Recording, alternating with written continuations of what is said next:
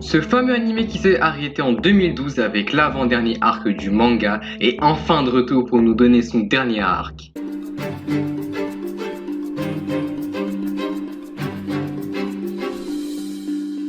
Salut, comme vous devez le savoir ou pas, Bleach est un des mangas qu'on appelait piliers avec Naruto et One Piece à une époque et qui s'est malheureusement fait oublier avec l'arrêt de l'animé mais revient enfin après 8 ans. Pour ceux qui le savaient déjà, oui je suis en retard sur l'annonce qui a été faite par la chaîne du Shonen Jump il y a 6 mois, en mars.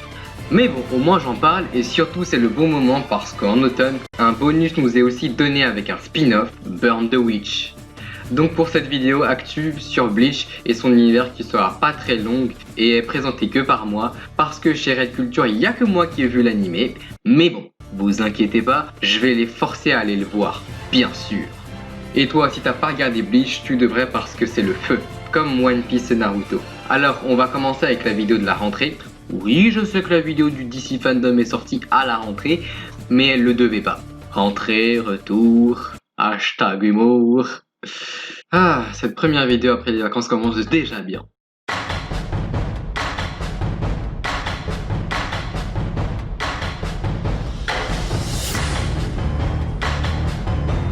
Alors on va commencer avec le projet qui a sa sortie la plus récente en automne, le 2 octobre, Burn the Witch. Mais avant je vais vous donner rapidement le contexte de la sortie de ce prochain spin-off. Le mangaka de Bleach, Tite Kubo, en 2018 a sorti dans le Shonen Jump un one-shot de 62 pages, Burn the Witch. Comme je l'ai déjà dit, une annonce a été faite en mars pour nous parler des futurs projets de Tite Kubo où on a appris que ce one-shot allait être sérialisé en manga, qui pendant ce septembre est déjà sorti en fin août avec un premier volume de 4 chapitres suivi d'un film qui sortira le 2 octobre dans les salles de cinéma japonaises et sa sortie internationale sera sur un autre format. Découpé en 3 épisodes avec quelques modifications comparé au film qui sortira sur le site de streaming Crunchyroll. Pour le spin-off de cette histoire, nous nous retrouvons 2 ans après le dernier chapitre de Bleach dans un autre pays, l'Angleterre, et plus précisément Londres. Doctor Who, où de génération en génération les humains, dragons et sorciers cohabitent ensemble, sauf qu'un jour les dragons devinrent hostiles et attaquèrent les humains. De cette urgence, la ville de Londres décide de créer une milice pour s'occuper de ces maléfiques dragons, appelés les Wing Band. La Wing Band. Bon, on va dire la Wing Band. Cette milice contient nos 2 protagonistes qui font partie de la même escouade, Noel Nihashi et Nini Spankle, qui de par leur caractère tous les éloignent, mais elles s'occupent de protéger la population et appréhender des dragons. Donc ce spin-off sera animé par le studio Colorido pour notre grand plaisir en octobre.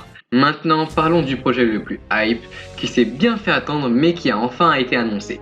Le retour de Bleach en animé. Comme vous le savez, le manga de Bleach, lui, est terminé depuis longtemps, en 2016, sauf que nous, pauvres fans d'anime, n'avons pas eu la chance de terminer l'œuvre. Parce que l'anime, lui, s'est terminé en 2011 subitement, sur l'avant-dernier arc du manga, mais maintenant nous savons que l'anime sera de retour pour enfin nous donner sa conclusion d'un manga qui était avant, aussi important que One Piece et Naruto.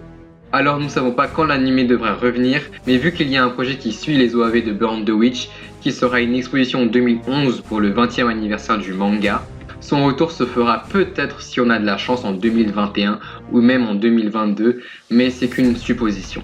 Pour la partie qu'on connaît, comme je l'ai dit, son retour se fera sur l'arc final de Bleach appelé la guerre sanglante de 1000 ans, qui débute avec la disparition de plusieurs membres du Rukengai qui commencent à se faire remarquer à la Soul Society.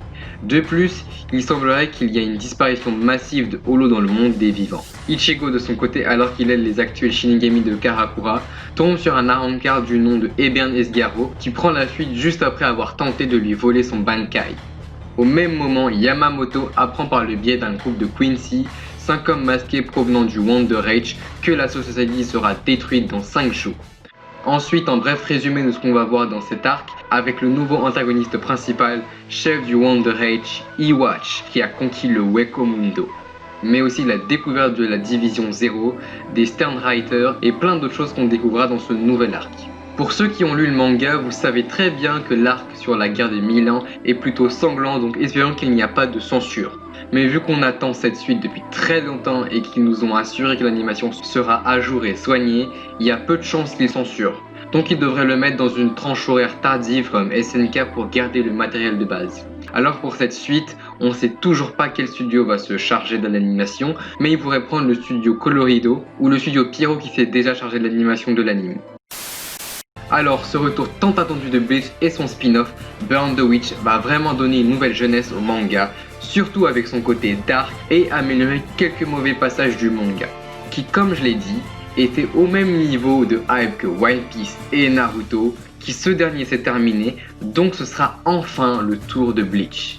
Et pour les deux autres de la chaîne, je vais leur faire regarder l'anime, ne vous inquiétez pas, et moi je suis pas un fan hardcore du manga Bleach, mais ça me hype vraiment. Donc merci d'avoir regardé cette actu sur l'univers de Bleach. On se revoit la semaine prochaine dans une nouvelle actu générale cette fois. Alors salut et vive la pop culture.